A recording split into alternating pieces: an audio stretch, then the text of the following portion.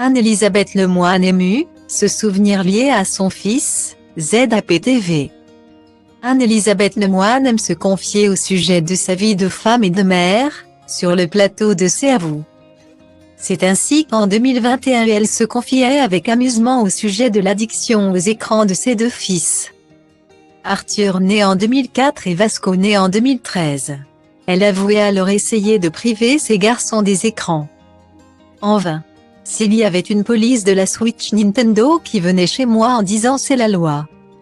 C'est comme ça, il me semble que je servirais un coup aux policiers, il y a des manifs.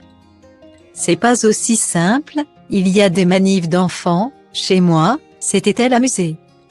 Mais s'ils adorent les écrans, Arthur et Vasco ne se bousculent pas pour regarder leur mère sur France 5 dans son émission C'est à vous, à la maison.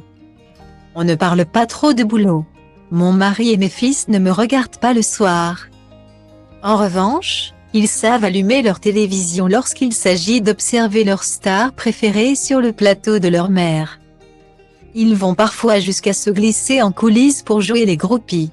Quand j'ai reçu le rugbyman Antoine Dupont. En décembre, mon aîné de 18 ans est venu en courant pour faire des photos. Mais ça a dû arriver 5 fois maximum depuis que je présente l'émission. Il la suit surtout à travers les réseaux sociaux. Et pour le petit dernier, les références sont encore différentes, le petit de 8 ans. Lui, c'est quand j'ai reçu Squeezie qu'il a vraiment été impressionné. Mais les enfants d'Anne-Elisabeth Lemoine ont d'une certaine façon toujours fait partie du parcours de leur mère. Il y a quelques années, alors que son aîné était âgé de 8 ans, l'animatrice qui était à l'époque chroniqueuse avait présenté l'un des poèmes écrits par son fils. En effet, le petit garçon qu'était Arthur avait adressé à sa mère de jolis vers. Portée par sa fierté, l'animatrice avait demandé au chanteur Grégoire d'interpréter la prose du petit Arthur en direct.